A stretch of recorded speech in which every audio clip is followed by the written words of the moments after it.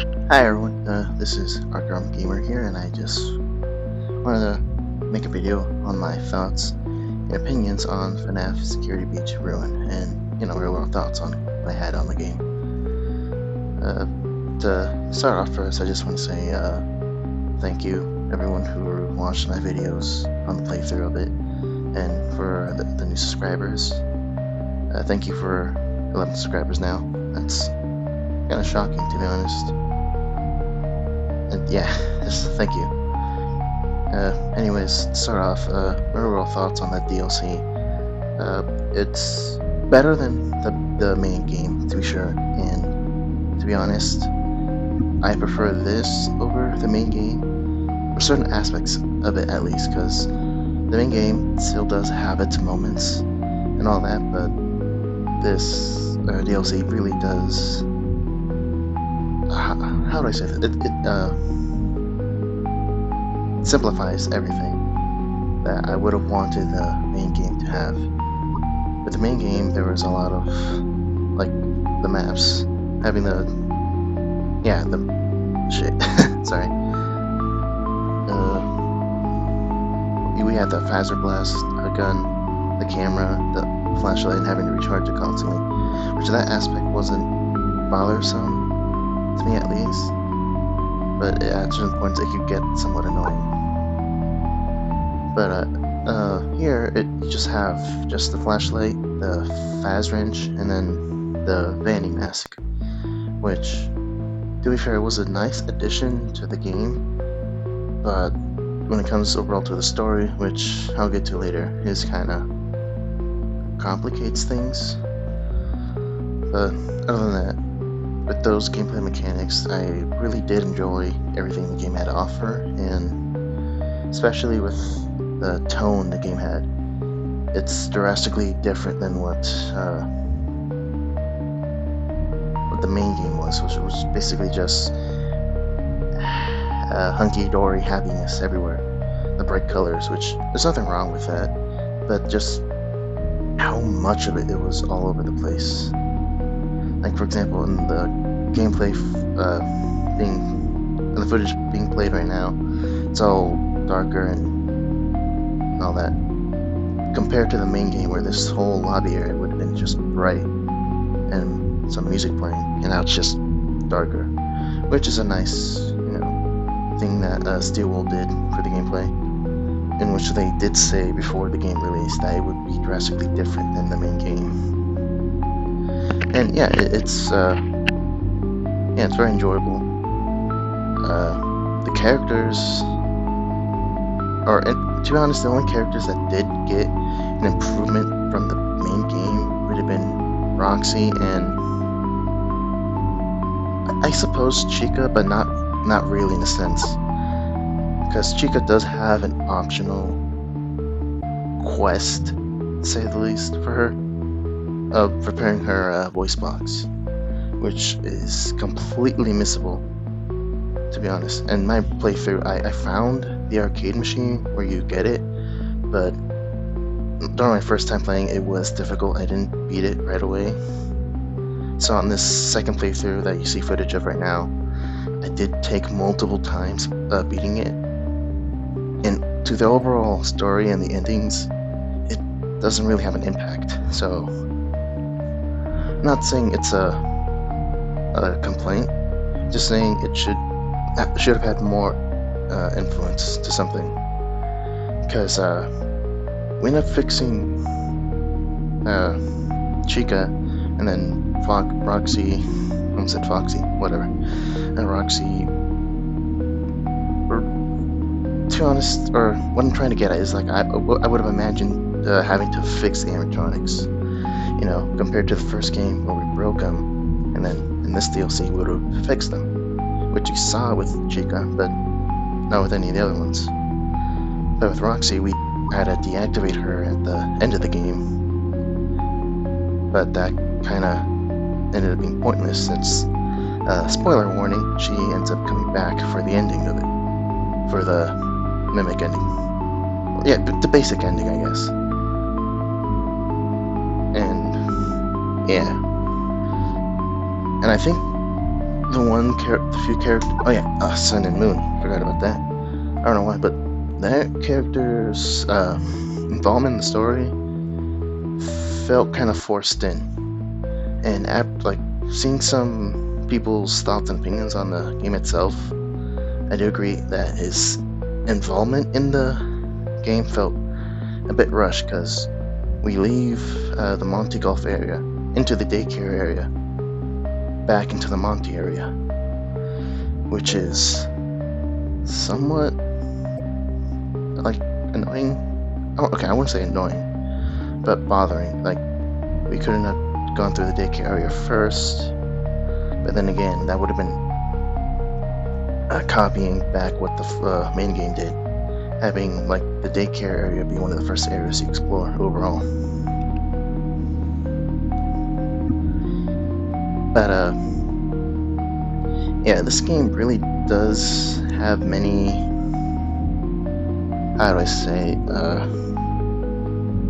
hints and nods to what ending from the main game is canon, because from overall thoughts, from what people have been saying, it's pretty much confirmed that the Princess Quest ending was the canon ending, based with the arcade game, the Princess Quest arcade game being in the game. Alright. Having it being in a room, tipped over, and the AR mask being on, you can see the sword from the game being stabbed through it. And then a detail I noticed during my second playthrough, which is that on the wall during the real world part of it, if you look at the wall on the right, I guess, when you land, you see the shadow outline of a glitch trap. That one pose where he has his hands out, and if you put the mask on, it's the 8-bit version of him from the Princess Quest game. Which, to be honest, I did notice the Princess Quest drawing of him on the wall in the VR, but not the real world image of him. To be honest, when I saw that, I didn't see anyone else talking about that, to be fair. But in all honesty, I think it was just like a detail either we just missed, or something that was just like, oh yeah, I noticed it right away. Everyone else should have noticed. But to be fair, I didn't notice till my first playthrough. But yeah. Something, to be fair, that bothers me a little bit when it comes to this game. Just a little. It's just the AR mask as being shown right now.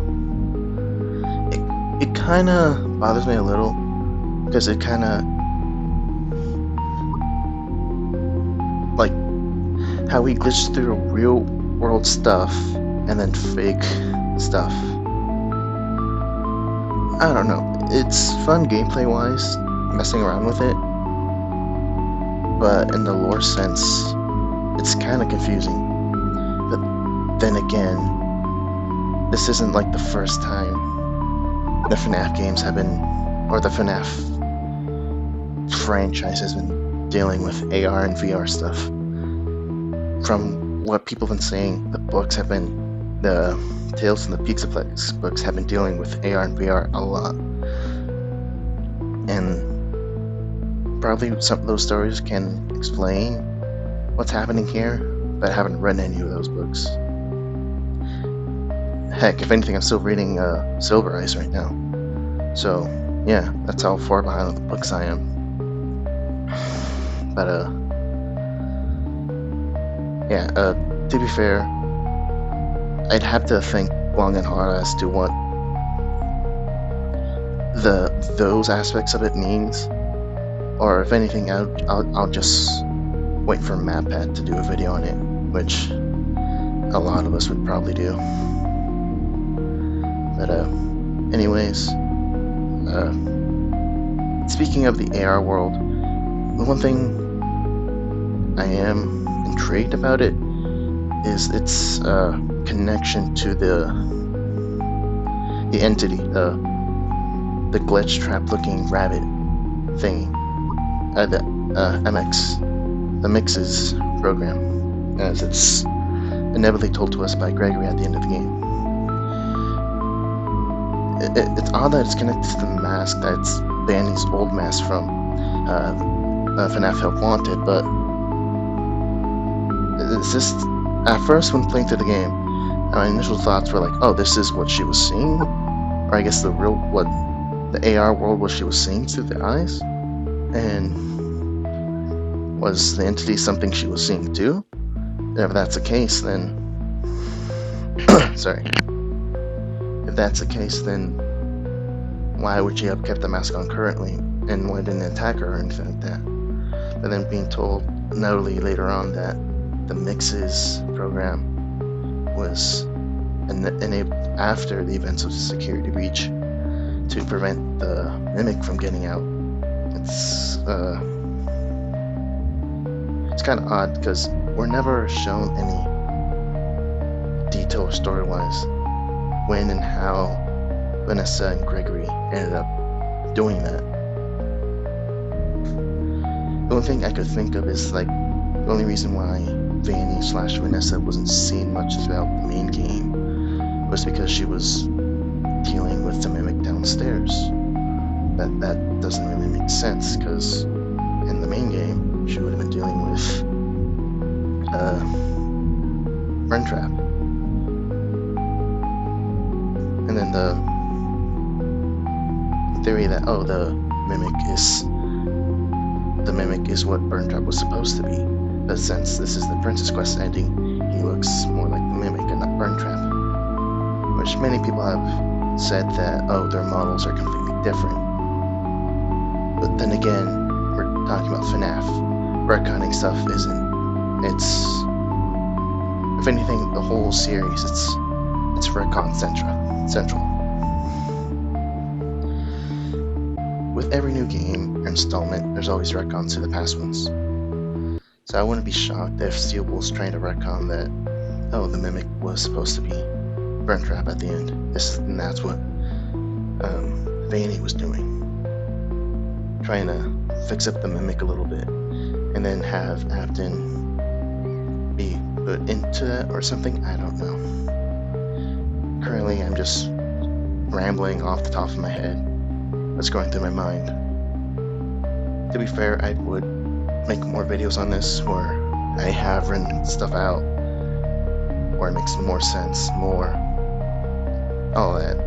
But I'm going too far into theory detail, which is what I was planning on doing either way, so no complaints. But the ending of this game, it certainly is a controversial ending to do for the game, but then again, FNAF isn't very uncommon towards controversial endings. Case in point, Sister Location. The ending of that game that was canon was the scooping ending, where Michael Afton gets his innard scooped, and then innard ends up going inside him into a meaty flesh suit. So, isn't uncommon, to be fair. And neither is the alternative endings, because in Sister Location we also had a classic style Close the Doors FNAF ending, which if you look at the credits, you'd see it says on the bottom left, I think, fake ending. So I wouldn't be shocked if the other ending where you kill the Mimic, or obviously the Fredbear ending one, where it's like the Gregory saying, hey, Cassie, I'm alright, I'm safe, all that ending, definitely fake. I don't see them making that the canon ending. But the other Mimic ending, killing it, I think that one, to be fair, isn't canon either. I really wish it would be the canon one, but we don't get any more details on that ending. It's very quick and short. Short and quick, there you go. But with the elevator ending, we got a whole chase sequence. Either way, to get any of those endings it still involves a chase sequence. But it's the only one that after escaping the Mimic, you get more afterwards. The Gregory dialogue saying like, hey, you were never supposed to be here. We set up the program to stop it from getting out.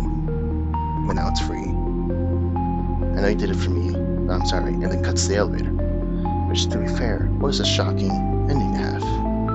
I think that was the point Steve was wanting for this, but it came at a cost of confusion and questioning what it all meant. So,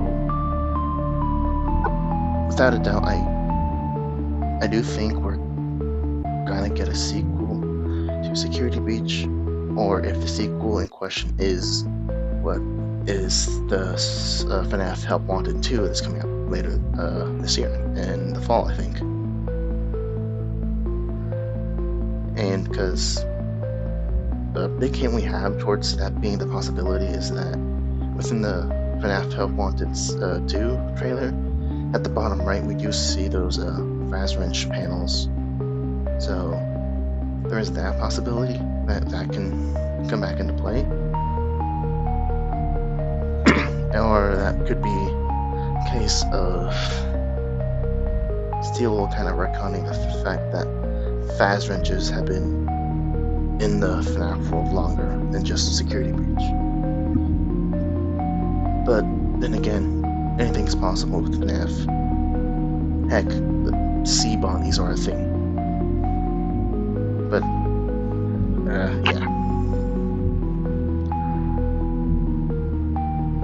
yeah. Overall, my thoughts. It's a great DLC, a great add-on to an already okay game, which, to be honest, the main game, I was hoping for when this DLC came out, the main game would have gone some little rework, tweaks, something like that, but that was, to be fair, it was asking too much, because they were already working on the DLC. The DLC itself was very good. There was hardly any bugs other than the main bug of trying to deactivate all the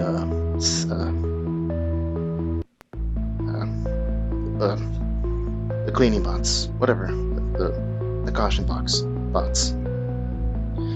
which if you miss one or something like that, you can't get or that one ends up getting bugged at the final spot where you need it to be to unlock the bowling area to see Glam Rock Bonnie. That's the only bug I've noticed everyone's talking about. But overall, I think Steel did a great job with the DLC, and despite my opinions on the endings, it's very good that at least they told us what endings of Security Breach was canon, essentially, and then basically telling us that the other endings are just little drawings Gregory did, which is kind of odd, but still, at the end of the day, it's FNAF. I feel like my opinions on the endings are going to change later on now that I'll give myself more time to think about it and theorize what it all meant and means. So, to conclude everything, the game, great, I recommend it, and I do think there are a lot more connections that I can make right now that I can't think right off the top of my head. Like the teaser website, what that all meant, other than just teasing the cameras and all that, and basically why the mimic was, I don't know. I'll just stop myself right now before I start rambling again, which, now looking, it's been like almost 20 minutes of me rambling nonsense without a script. I promise you, the next time I do a video and I speak in it, I'll have a script and be more prepared, you know, all that. But thank you for watching, and once again, thank you all for watching my playthroughs, the part 1 through 7, all that. Thank you, and thank you for 11 subscribers.